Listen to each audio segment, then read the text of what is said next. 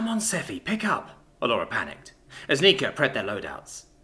Chio was busy typing away on one of Seffi's compads to try and initiate the tracker software they had agreed to use as a precaution, but it was slow going due to some kind of interference on the other end. Seffi's usually the most alert among us. I doubt anyone will be able to ambush them without them getting an emergency message to us, Nika reasoned. And Jack's tough. No way they get taken out that easily. Not much in the bounty board to go on, and the photos aren't even that clear. Allura nodded in hope as she checked to make sure she had everything. Chio, how is the search going? Checking the coordinates now, Chio replied, as she frantically typed away before finding the location, only to raise an eyebrow and turn to give the other two a look. On seeing the look of Chio, both Allura and Nika knew exactly where they were, with Allura being the first to respond after a few dumbfounded moments, in a manner highly unusual for the Eladri. You've got to be fucking kidding me. I won't know how long I'll need until I slice in. I just need you to distract all of them while I sit out of sight and loop the cameras for a few hours. Don't worry, it won't take long. What do I even say to distract them? Jack called out, as Seffi moved to lean against the nearby district wall. I don't know. Just something crazy enough to keep them busy. Great, Jack thought. As he strayed meaningfully over to the prefect's security checkpoint, he couldn't think of anything. Knowing he had to come up with something, he yelled the first thing that entered his mind. Muckle down, cult! Erin Namler's been keeping me away, men! The words were out of his mouth before he could even think. The entire batch of Corrigans leapt up to keep an eye on him, a few loosely gripping their weapons as the leader addressed Jack. What is your business here, sir? He asked in a professional but cautious manner. Jack was in the shed now, so he may as well just roll with it. I'm looking for about 40,000 credits worth of stolen lawn gnomes, Jack yelled, too late to back out of this now. Lawn gnomes? Leadguard asked curiously, before one of his compatriots interrupted him. He may be a victim of the Killer Clan's attack, another of the Corrigan prefects added quietly. I'm really sorry, sir, we don't have your lawn gnomes here. It is possible they were taken by the Killer Clown instead. I'm really sorry for your loss, sir. The Killer Clown! Jack exclaimed, trying to drag the nonsense out. Are you trying to say there's some weird tosser dressed like a clown storming gnomes? That's very likely, sir, one of the prefects answered in a neutral tone. By now he had attracted a crowd. Certainly all the prefects he could see were focused on him. He hoped Seffi knew what she was doing. How'd you know that Killer Clown tosser took me gnomes?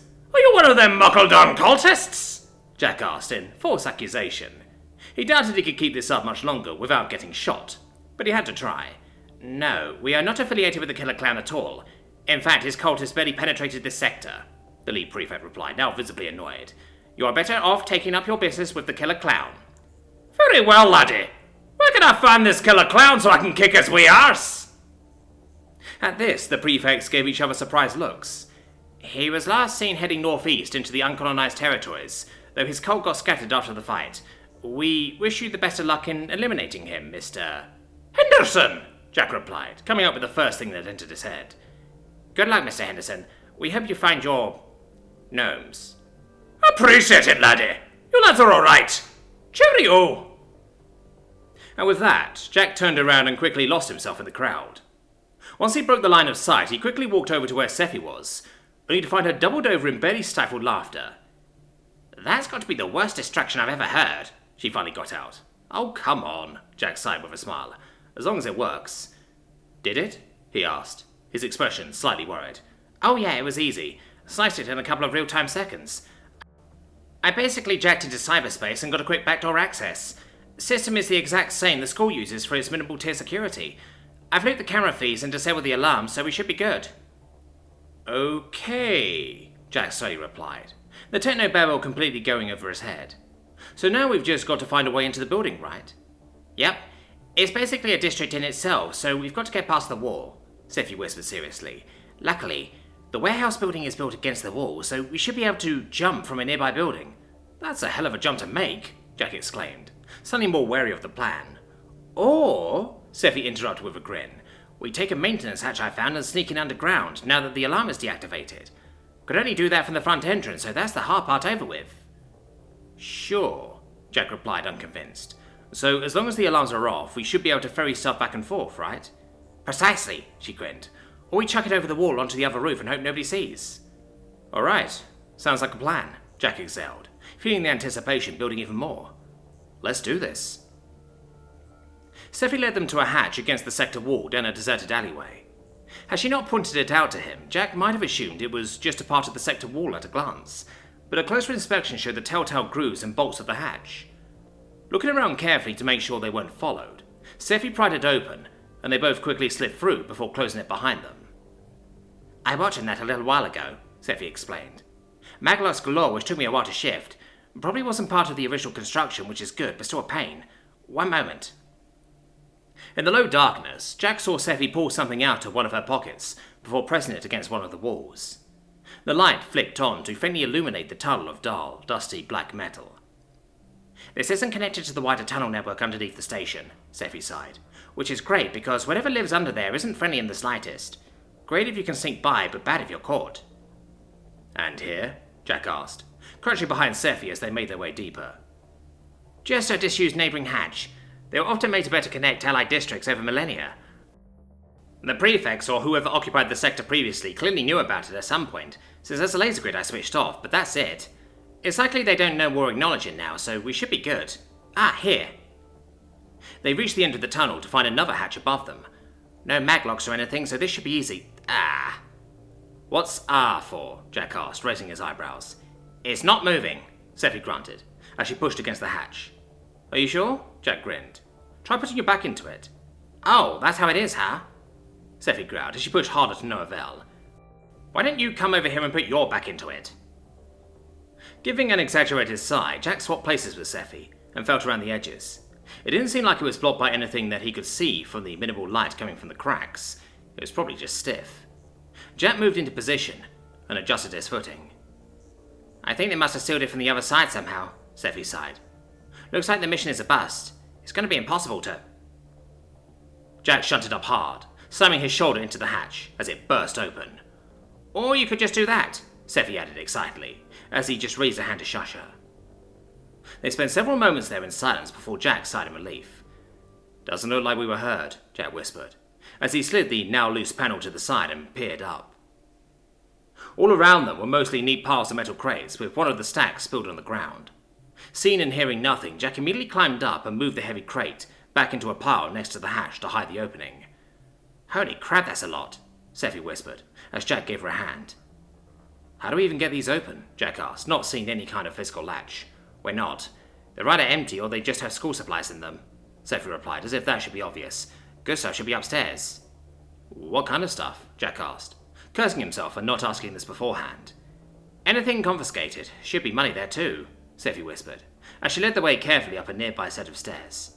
Might be some really valuable stuff there. All right. Jack kept silent as they snuck up, keeping his eyes and ears out for any guards. They had seen the patrols on the outside of the building that were routine to a fault, though they didn't know as much about the inside.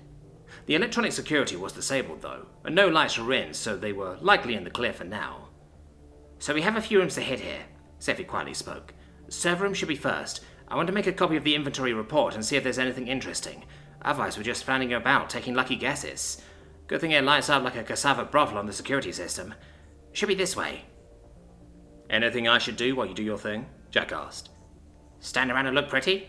Seffi chuckled in a whisper. Maybe start grabbing some stuff. Sure. Got any bags? Oh. What's oh? I forgot to bring some. Crap, Jack thought for a few moments. If there's a cloakroom or a lost and found, I could probably grab some bags there. Might have spotted one by the stairs. You cool with me checking? Sure, Seffi replied a little uneasily. Just don't be long. If I bring as many as we can start ferrying stuff back to the manhole, Jack reasoned, though we still shouldn't leave a trace if we can help it. Gotcha, Seffi grinned, as she turned and snuck into the server room, plugging in her gear before hiding under the desk, in case anyone wandered by while she was sliced in. Her comlink softly buzzed before she quickly dismissed the notification. This was a time to be stealthy after all. They were probably just checking to see how the day was going, so Seffi made sure to remember to tell them all the juicy details later. The corridor was eerily quiet as Jack made his way to the stairs, where he thought he saw clothing. Even if there weren't any bags there, he still knew how to make a makeshift bag out of a t-shirt, though carrying the loot back to the house would be problematic. Fortunately, Jack was right, as he spotted the assortment of densely packed clothing lining rack after rack. Carefully sliding open the unlocked door, Jack quickly snuck in and kept his eyes and ears open for anyone else. Looking around, the room was quite large for what it was, having several internal floors where more clothing was stored. With a deep, nervous breath, Jack started moving along the rows, keeping low and keeping an eye out for anything interesting. While Jack was able to pick up a few bags, many weren't that bulky and quite small. Though Jack knew that beggars couldn't be choosers in a situation like this, he did groan internally when the only decently sized bag was bright pink, with a pattern of some kind of fluffy animal. He considered leaving it behind, but common sense eventually prevailed, and he hooked it on his shoulder with the others. The clothes were also heavily mismatched, with some being the size of tents, while others had many more holes than Jack would ever need. He did try and keep an eye out for clothes that would suit him, however, stopping when something caught his eye. Moving aside the surrounding clothes, Jack raised his eyebrows at the find. The black long coat and accompanying tactical belts and straps certainly looked practical, but it reeked of edgelord cringe. Deciding that it would still be preferable to wearing the same clothes day in and day out, Jack put on what he could without it restricting his movement, chucking the rest in the bag, along with a nearby Hawaiian-like shirt to counterbalance the edge. He kept the coat and the straps on, though, to make use of the pockets and storage space. Sighing to himself, he carried on down the rows, collecting bags and other items of clothing. Though he knew he looked like a school shooter, that point was rendered rather moot, considering it was apparently a daily occurrence here. He worked quickly, checking some of the visible pockets for anything useful. Credit chips, data drives, and other knickknacks, even a switchblade that Jack played around with before pocketing it. He twatted around with similar tools during his time with the Scouts, so he knew it'd come in handy. Eventually he gave up after several minutes, figuring that he'd be taking too long if he stayed any longer. They were here for the good stuff after all. Slowly peeking out of the door, he gave a sigh of relief that nobody was around. So far so good. He kept silent as he snuck back to the server room, looking around for the elusive Skritter. "Seffi?" he whispered. A thump under one of the desks with a grunt of pain answered him, as Seffi crawled out from underneath, rubbing her bumped head. "You certainly took your time," she grinned, as she looked at the additional gear Jack was wearing. "I take you cleaned it out?" "Clothes for me and bags for the loot," Jack whispered back with a smile, handing several of them to Seffi. "Now where's the good stuff?" "Slightly more complicated than that," Seffi grimaced. "We'll get stuff here, but while you were playing dress-up, I took a look at some of the inventory references. Apparently there's way more overflow sites than I initially realized, along with some heavily encrypted stuff. I've sent it back to my terminal at the house, but if I'm right, we have a lot more paydays on our hands." "So what's wrong?" "Not necessarily wrong, but I was hoping for more stuff here." "Don't worry about it. We're doing well so far, and it hopefully gives us a lead for something better down the line. What do we have here?" "Basic stuff. Clothes, mechanical parts, stuff that hasn't been categorized yet, and some weapons." "Weapons?" Jack grinned. "Nice. And didn't Nika say she wanted some machine parts for her security bot?" "Yeah," Seffi thought. "Yeah, that's a silver lining. Less good loot, but we can get stuff for the house." "All right," Jack replied with a reassuring nod. "Which room do we hit next?" "How in the name of the goddess did she manage to persuade him?" Allura groaned in annoyance, as they quickly hurried past another district checkpoint. "He's normally much more sensible than this. And why won't she answer the comm?" "Well, she's probably got it on silent to stay stealthy," Nika shrugged. "And honestly, she can be pretty persuasive at times." "Doesn't mean she has an excuse to ignore it," Tshirt grimaced. "I can't reach out to him at this distance either." "Better in there than out here, at least," Allura muttered, as they passed another group of alert-looking hunters. "How's your cloak looking?" Nika whispered to Allura. "You've got a bounty too, thanks to the Malkars." "Well enough. I look like Seffi to those that don't know better. I expect the bounty will be dropped in time, but Jax keeps increasing. The sooner we are out of the city walls, the better." "On the plus side, if his bounty keeps increasing, he'll be left alone by the locals if they think he's too hot," Tshirt reasoned. "That just means the actually dangerous ones will seek him out," Nika growled. "We've got to get him readied up when we get back." "Agreed," Allura confirmed. "But we need to find him first." "So far so good. Cheer's gonna love those banned books," Seffi whispered in admiration, as they gently stashed several bags of their loot in the tunnel where they came from. She was super glad that Jack was strong enough to carry that many bags. Just doing one at a time would make things so boring. Clothes, knickknacks, some mechanical stuff, confiscated drugs, and some cash. What's next? "Magical items and components, weapons, and a room that says special items," Seffi replied with a smile. Special items? Jack asked incredulously. Why don't we start with that one? What makes the stuff special compared to magic and weapons? Haven't a clue, Seffi grinned. Let's go find out. Hopefully we have enough bags. I gotta see this. They snuck back up with a practice routine. The first and second floors were now cleared of suitable loot, leaving only the top floor. Though Jack reassured her that they were doing well, he could sense that Seffi was a little disappointed that their payday wasn't going to be as lucrative as she had hoped. The credits they had swiped so far was apparently a reasonable sum, though the many types of currency would have to be worked out later. Seffi had also promised that they could fence off what they didn't need or want over time, so at the very least, they wouldn't be poor again for a while. If they finished the heist without any issues.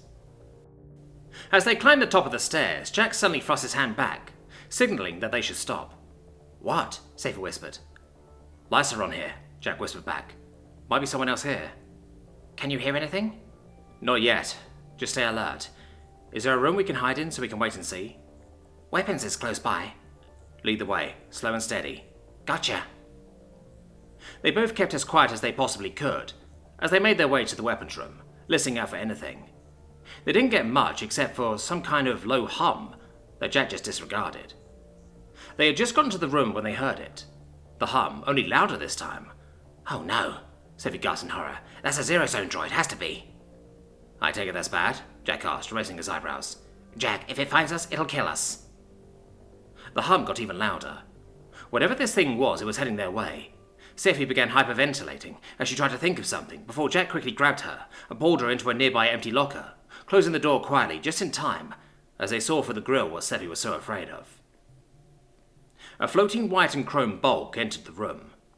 Almost eerily silent with only the low hum of its propulsion system, it rotated and started moving, both making the same perfect mechanical right angles every time it was just about to hit a corner. Both of them just held their breath as it passed them, and Jack got a better glimpse. It didn't consist of much physically, with an obvious main cannon and a red light, most likely its optical scanner. There was also some sort of translucent field surrounding it too. Couple that with Seffi's clear terror of the thing, and Jack knew he didn't really want to mess with it.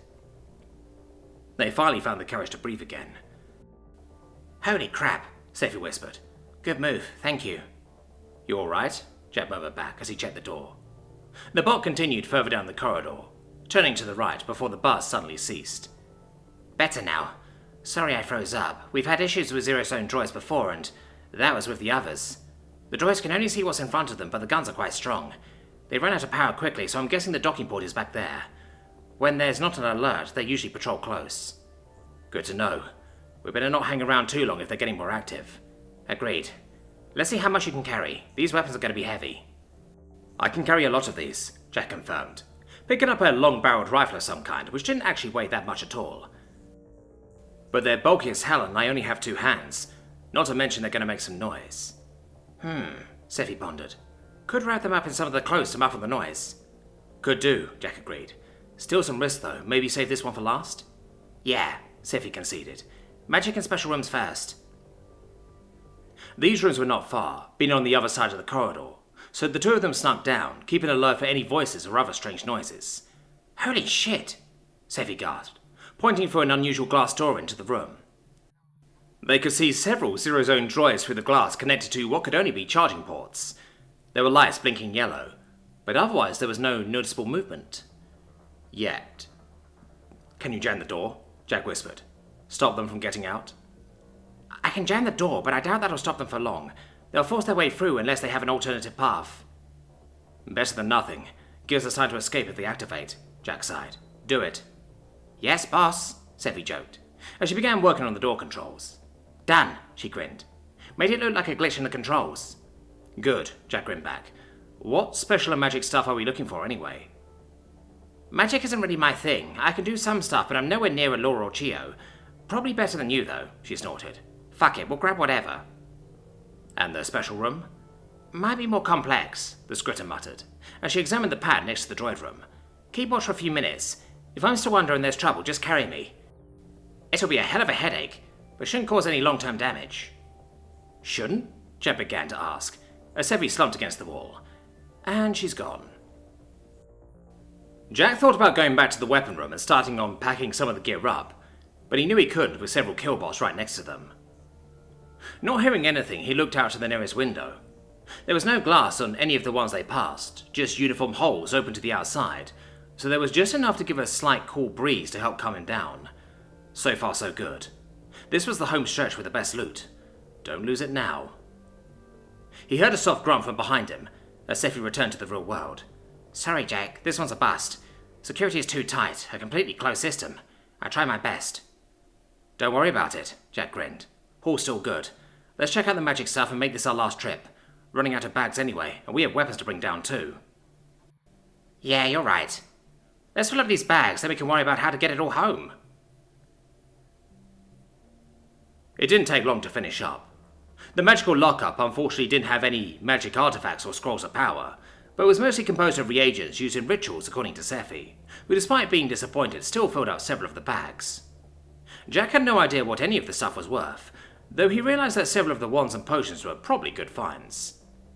Unfortunately, once Sephi had gone through the weapons, she quickly discovered that many were either broken, worthless, or just not that good to warrant taking, mentioning that the special room probably had the best stuff due to the extra security. Still, they filled up the remaining bags with what was left before they snapped back downstairs to their escape route. It was only when Jack carefully placed the manhole cover back into place that he allowed himself to breathe a sigh of relief. With Sephi at the other end, Jack started sliding the bags down the tunnel towards her, still keeping his ears open for any noise, while reflecting on what they had just done. Holy crap! With a few near misses, they had actually pulled it off. The security was terrible, and they had covered their own tracks so well that the prefects wouldn't discover the heist had occurred for a long time, if at all. That's the last one, Sephi called out. Gods above and below, that was easy. Apart from the special lockup, an absolutely flawless performance from the both of us. Yeah, Jack grinned, as he started making his way back, before a grid of bright red lasers activated less than an inch from his face. Fuck.